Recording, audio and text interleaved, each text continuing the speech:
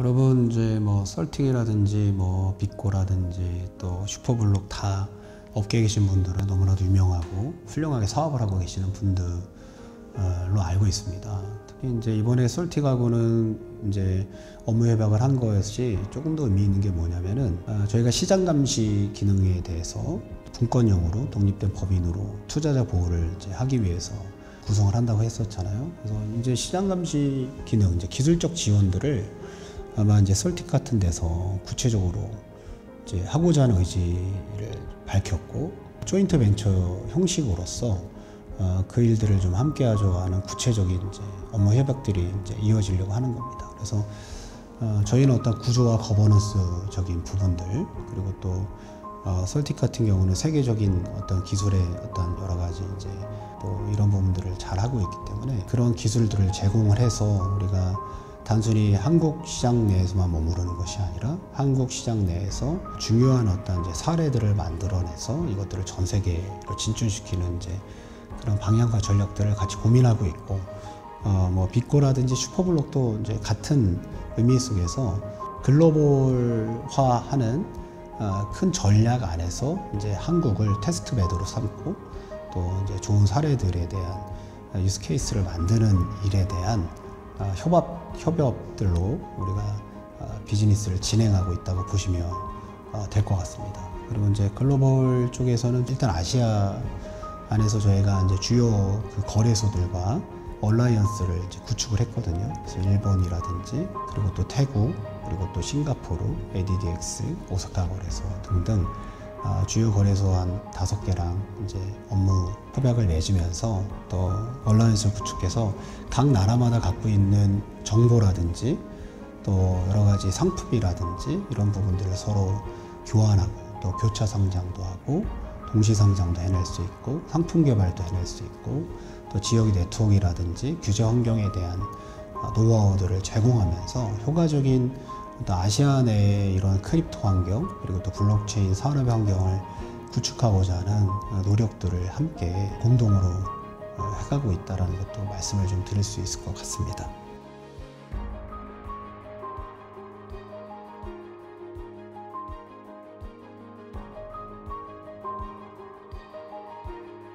한국 내 가상자산에 대한 규제, 뭐 다양한 이제 규제 환경에 대해서 얘기를 하는데, 그걸 얘기하기 전에 지능에 대해서 얘기를 해야 될 것 같아요. 그러니까 지능이 되지 않고 규제부터 하면 아이들이 잘할 수가 없죠.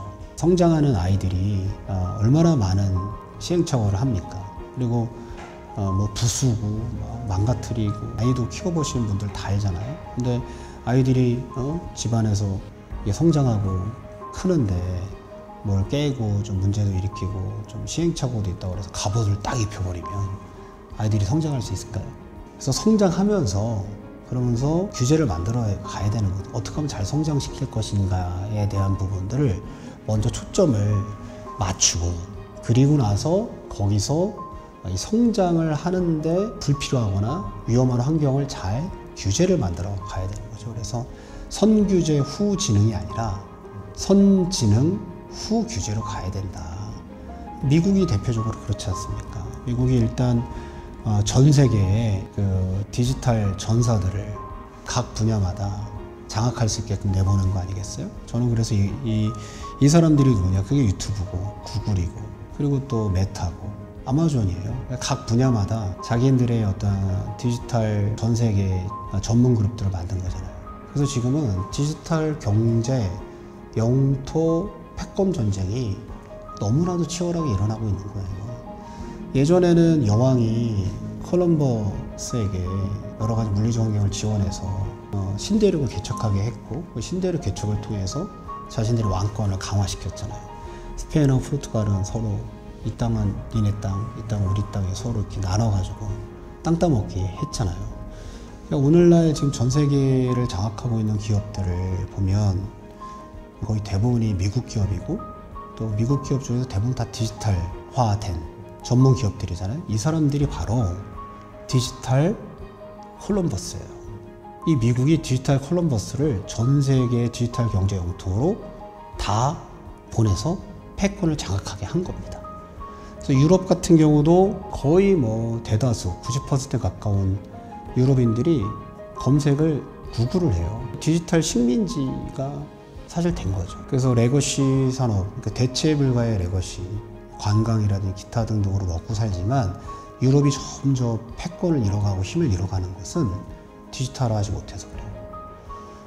근데 유일하게 이제 미국하고 이제 그 디지털 경제 영토 싸움에서 굉장히 치열하게 싸우고 있는 데가 중국이죠. 중국은 이제 구글이라든지 미국의 앱들 못하게 하고, 그리고 미국은 이제 틱톡 못하게 하고, 바로 우크라이나 전쟁보다 더 치열하고 더 강력하게 이루어지고 있는 전쟁이 뭐냐면 틱톡 전쟁이에요.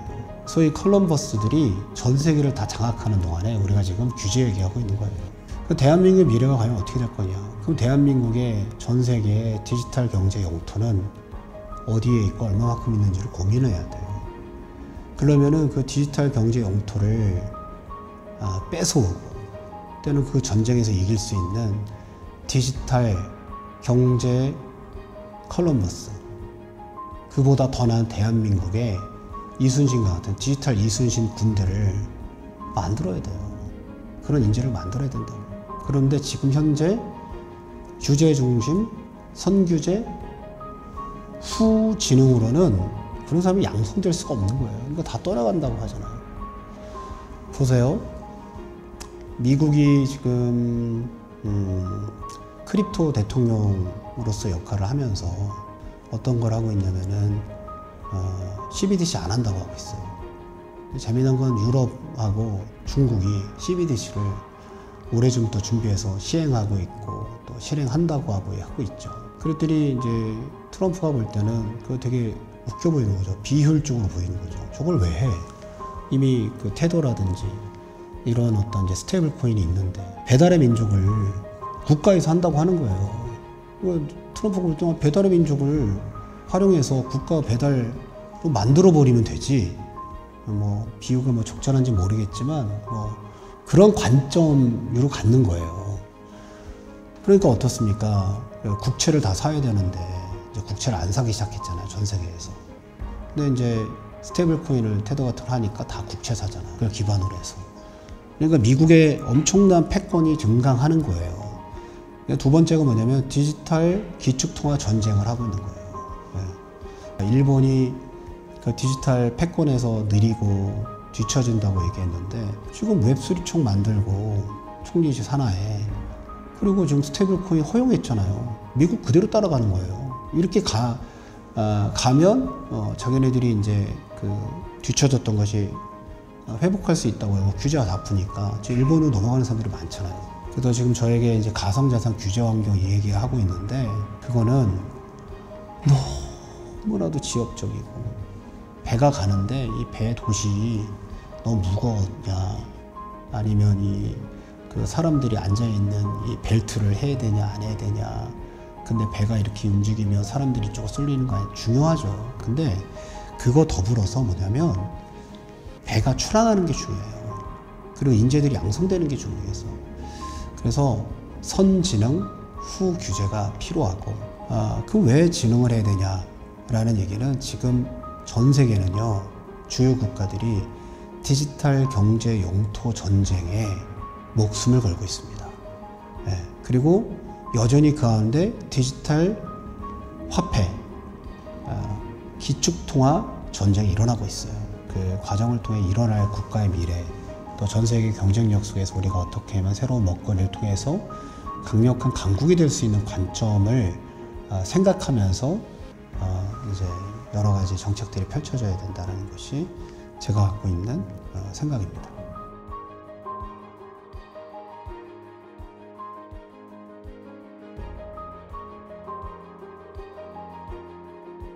여러 가지 물리적 환경이 이렇게 이제 디지털 도시가 되고 디지털 금융 도시가 되고 블록체인 기술이 폭발할 수 있는 시너지를 갖고 있는 환경을 갖고 있는 데가 사실상 거의 없습니다. 아시는 것처럼 부산은 이제 세계적인 어떤 이제 환적항이라든지 항구 도시로서의 역할을 갖고 있고, 엄청난 물류 시스템이 이미 완비가 되어 있죠. 그리고 항공이라든지 또 뭐 교통, 그리고 또 철도, 이런 어떤 이제 국가 기반 산업 같은 경우는 뭐 30년, 50년 걸릴 일들이에요. 근데 이런 부분들이 이게 완비되어 있는 곳입니다. 무엇보다 이제 이런 환경에 있어서도 의지가 중요한데 부산시의 어떤 정책을 총괄하고 있는 우리 시장님 이하 많은 어떤 이제 공무원들의 의지들이 특별하죠. 그리고 또 어떻게 하면은 대한민국이 이제 잘 살 수 있고 경쟁 있는 국가가 될 수 있는 미래를 알고 그것을 무엇을 바꾸고 또 무엇을 준비해야 될지를 잘 알고 있는 아주 드문 어떤 리더들과 또 공무원 조직들을 갖고 있는 곳이라는 것도 굉장히 큰 장점이 될 수가 있습니다. 그리고 굉장히 오랜 동안 이제 블록체인 규제 자유 특구로서 지금 특구로서는 최장수의 어떤 이제 지위와 역할들을 해왔는데 그러면서 쌓여진 노하우들이 굉장히 많습니다. 여러분 이제 아시는 것처럼 싱가포르라든지 또 홍콩이라든지 이런 이제 심천 이런 데들이 다 항구 도시고 물류 도시고 또 여러 가지 교통의 이제 허브 역할을 하고 있죠. 그런 면에서 부산이 갖고 있는 지리적 어떤 굉장한 특별한 특징들이 있죠. 무엇보다 한국이 이제 서울의 수도권 중심적인 그런 성장을 하다 보니까 그 성장의 한계점에 이제 부닥혀 있어요. 그래서 부산을 저는 이제 대한민국의 국가 대표 도시로서 대한민국의 미래를 위한 전략적 자산과 요충지로 삼아서 이것을 디지털 금융 허브 도시, 세계적인 블록체인 도시로서 성장시키는 과정이 대한민국의 미래라고 이제 분명하게 믿고 있고 확신하고 있죠. 이제 부산이 그동안 이제 대한민국의 현재를 만드는데 맏형과 같은 역할을 했고 모태와 같은 역할을 또 아비와 역할을 했다는 것은 누구도 부인할 수가 없어요. 그는 이제 역사적으로도 그렇고 산업적으로도 그렇고 또 여러 가지 정치적으로도 그렇습니다. 아시는 것처럼 부산 안에는 여러 많은 사람들이 모여 있어요. 남부권에 있는 여러 가지 뭐 울산, 대구, 경북 그리고 또 뭐 남해 사람 그리고 울산 또 호남 사람들이 아주 골고루 살고 있습니다. 그 비율로 따진다면은 뭐 대구 경북 사람들이 한 30% 이상, 그다음에 부산 사람들이 20% 중후반, 그리고 호남 사람들이 20% 이상 또 살고 있어요. 그래서 남부권 사람들이 먹고 살기 위해서 모인 도시예요. 그리고 지금 한강의 기적이라고 얘기하는데 저는 한강의 기적보다 더 정확한 말은 이 부산을 중심으로 하는 남부권 이 산업도시의 기적이라고 하는 게 맞다라고 저는 생각을 합니다. 왜냐하면 우리나라의 2차 산업, 신발부터 시작을 해서 여러 가지 이제 물류, 그리고 조금 더 동쪽으로 올라가면은 울산의 중공업, 그죠? 그리고 자동차 산업, 그리고 포항의 제철 산업, 그리고 구미로 가면은 그런 전자 산업, 그리고 좀 창원 쪽으로 가게 되면 그 중소기업 단지들, 그리고 우리나라 최초의 조선소들이 부산 안에서 일어나는 그 산업의 결과물이 한강의 기적으로 보인 거예요. 대한민국이 지금까지 먹고 살게 하는데 역할을 어디서 했냐? 바로 부산을 중심으로 남부권 도시들, 또 호남 사람들이 함께 와서 애쓰고 노력하면서 만들어진 게 대한민국입니다. 그러면 이제 미래를 향한 이제 성장 동력을 어디서 만들어야 될 것이냐? 서울에서 만들 수 있냐? 아니면 판교에서 만들 수 있느냐? 그런 면에서 저는 굉장히 퀘스천 마크를 갖고 있는 사람이에요. 제가 서울과 수도권에서 대부분의 인생을 다 살았기 때문에 수도권 규제 문제라든지 그 다음에 또 집중된 인재들은 좀 있지만 부동산의 환경이라든지 개발의 한계점들 때문에 미래 산업을 여기서 구축한다는 것이 쉽지가 않습니다. 그런 면에서 이제 부산 같은 경우는 남부권 사람들이 되게 골고루 함께 모여 사는 도시이기 때문에 지역적 혜택들이 모든 사람에게 사실상 가는 거예요. 그리고 물리적 환경에 이제 굉장히 레거시와 전통화된 산업들이 탄탄하게 있는데 이것을 아주 빠른 속도 안에 그 굉장한 성장의 동력으로 만들 수 있는 것이 디지털화하고 그리고 또 거기에 뒷받침해 줄 수 있는 물류적 환경, 이런 뭐 산업적 환경 이런 것들을 다 갖고 있는 데가 부산 말고 또 어디가 있죠?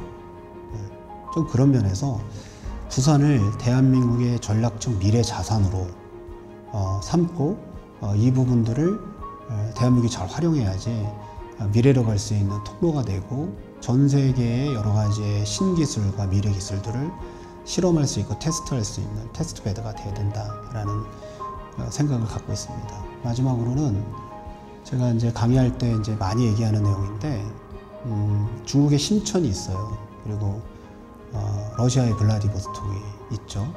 그리고 캘리포니아, 미국의 쪽에 이제 공통점이 이제 해안 도시고, 두 번째가 IT 혁신 도시의 또 경제 자유 도시, 그리고 또 여러 가지 이제 특구들입니다. 네. 그리고 그 나라의 미래를 테스트하고 미래가 만들어지는 곳이라고 해도 과언이 아니에요. 세 번째 특징이 뭐냐면 서울로부터 가장 멀리 떨어져 있는 도시들이에요. 이 세 가지 공통점을 다 갖고 있는 데가 부산이에요. 그런데 재미나고 좀 한편에서는 참 의아하고 마음이 아픈 건 뭐냐, 공산주의고 사회주의인 러시아도 그리고 또 중국도 경제 다유도시를 만들어서, 예? 경제 특구를 만들어서 그 세계 어디보다 자유롭게 규제가 자유롭고 또 실험을 하고 혁신을 합니다. 그래서 그거를 발판 삼아서 자신들의 나라의 그 미래를 설계하고 강국이 되는 기술 강국, 산업 강국이 되는 기초를 삼아요. 우리나라 자유민주 대한민국이잖아요. 시장경제주의. 그런데 우리나라는 그런 어떤 특별한 미래를 향한 전략적 지역이 없죠. 부산이 그런 지역이 될 수 있다고 저는 믿고 또 주장하는 겁니다. 이건 저희 개인적 주장이 아니라 역사적 근거, 산업적 근거, 그리고 또 여러 가지 물리적 환경의 자산들이 부산은 다 가지고 있어요. 제가 얼마 전에 싱가포르 갔다 오고 그 다음에 홍콩을 갔는데, 제가 거기를 갔다 오고 나서 되게 깊이 느낀 게 있어요. 일단 홍콩을 갔다 왔을 때 느낀 거는, 어렸을 때 홍콩이 얼마나 블링블링했어요. 너무 예뻐서 아름다웠어요. 홍콩 그냥 마음이 설레이고 불빛이 정말 블링블링했는데, 그 불빛이 이제 블링블링한 그 낭만, 불빛이 없어졌더라고요. 그 기운이. 그거 참 신기하더라고요. 그리고 싱가포르 갔는데 왜 이렇게 미니어처 같고 좁게 느껴지던지. 제가 부산을 많이 왔다 갔다 하면서 부산을 이제 부산 항만을 보고 그러면서 저의 어떤 이제 뭔가 시각이 좀 많이 바뀐 것 같아요.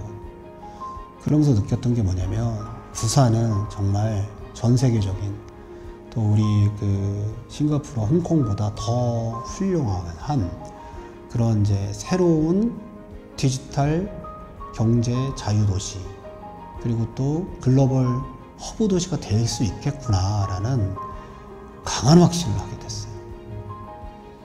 우리가 전략적 자산과 통로가 필요합니다. 그리고 여기만큼 날씨도 좋고 이렇게 살기 좋은 데도 없어요. 부산이 나는 단순히 인부산이어서가 아니라 부산이 위드, 이 훌륭한 자산을 갖고 비욘드 부산이 될 때 비욘드 코리아가 될 수 있다. 그리고 우리 대한민국은 이 지역을 잘 활용하고 이용해서 세계적인 도시로 만들어내고 국가대표 도시가 만들어서 세계적인 그런 경쟁력을 갖고 있는 그런 이제 인재들처럼 세계적인 도시로 만들어야 된다라는 생각을 갖습니다.